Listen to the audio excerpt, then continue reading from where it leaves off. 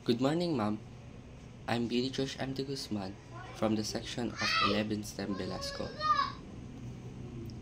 Phishing or scooping, the act of sending multiple emails to the multiple users in hope of having their number of them.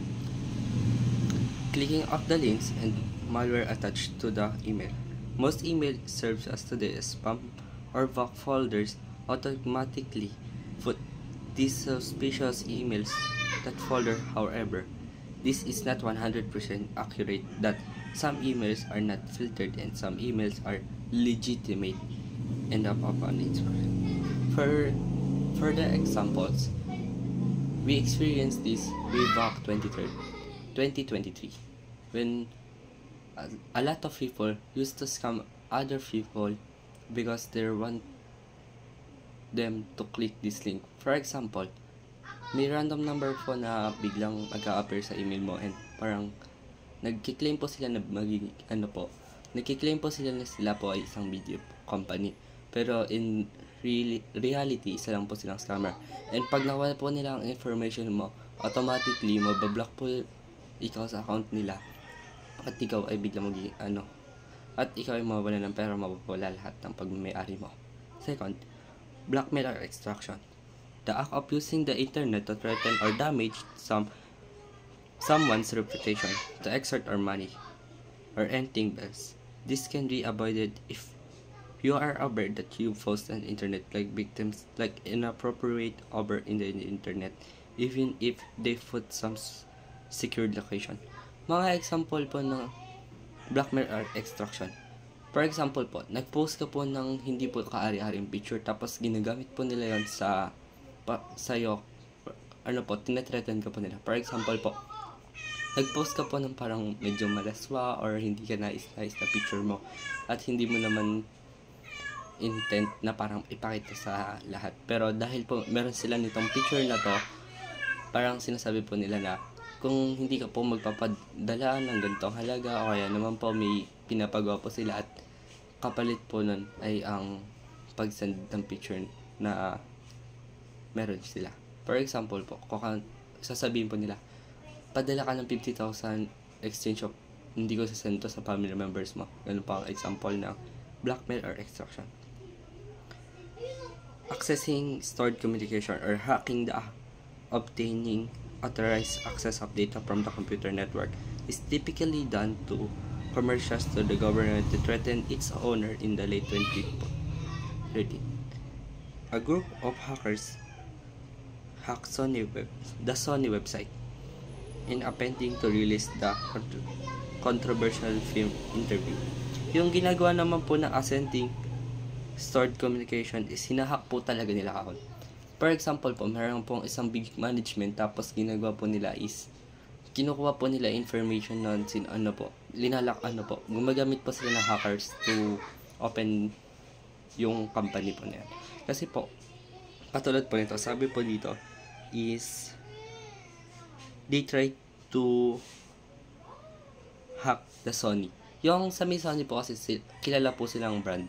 And dahil po sa kilala sila and napag-interesan po ng hacker na parang hack ito kasi po marami po itong linalaman ng mga pera, may linalaman po silang funds. Sports betting, the act of wearing any sports on the internet in some countries including sports betting. It's illegal if you are doing it in the internet. Yung sports betting naman po is yung bebet po siya about including sports betting. Yung examples po nito, yung karera po ng mga kabayo, parang gumagamit po sila ng mga betting site na about sa sport, tapos ending po, hack lang din po pala.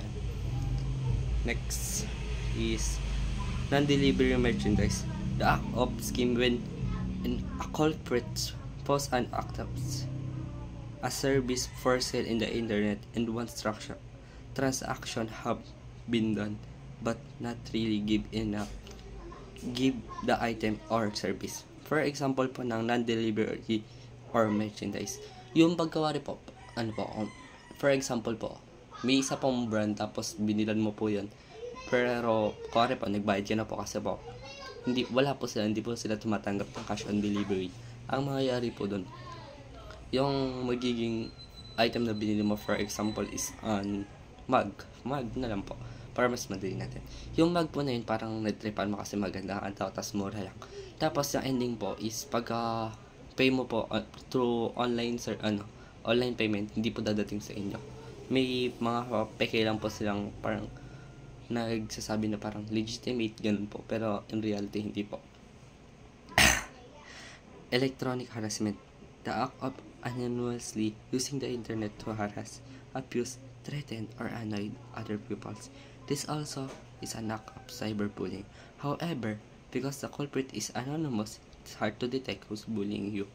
For example po, nag-post po ng picture, tapos may mga magko-comment po na hindi mo naman po kakilala, na may random name or hindi mo po talaga makakilala. Ang lalabas po doon is parang, kare pa nag-send ko po ng picture mo, tapos may lalabas po doon pangit, hindi, tapos marami pa pong ibang comment sila na hindi ka nais. Tapos magko-comment po sila ng mga katulad po ng pangit, mataba, gano'n. Pero hindi mo po sila kilala. Kaya po ang tawag doon is electronic harassment. Child pornography.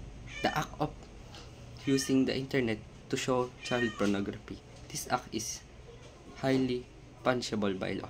Yung child pornography po, yun po ang tinatawag natin na parang Pornhub. Ginagamit po nila yon as a bait. Parang po binibenta po nila yung katawan. And ang kinakalungkot lang po dito, bata pa po yung ginagamit nila. Prostitution. The act of using internet to engage prostitution. Yung prostitution naman po is yung paggagamit po nila ng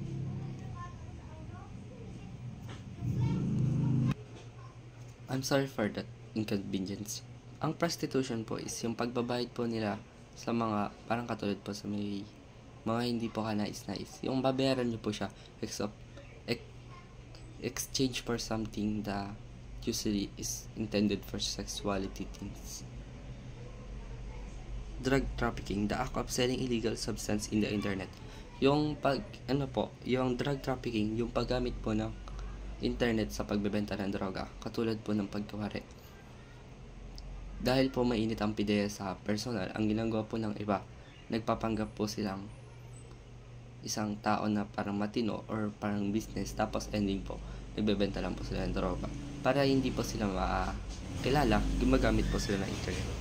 Criminal copyright infringement and the act of primarily for financial gain in the late 2014, the number of the pirate website is Pirate Bay was raided for the second time due to here's in pirate moving movies, games, books, and other software. These kinds of websites earn a lot of money through advertising. Sorry, ang example po ng criminal copyright and engagement, yung kuwari po may isa pang sikat na ads, tapos kinaka-copyright po nila yun para po papunta sa kanilang pera. Kaya po, naging illegal na po ang copyright. Kasi po, isa po tong plagiarism na paggaya po ng without the credits of the owner. Yun po.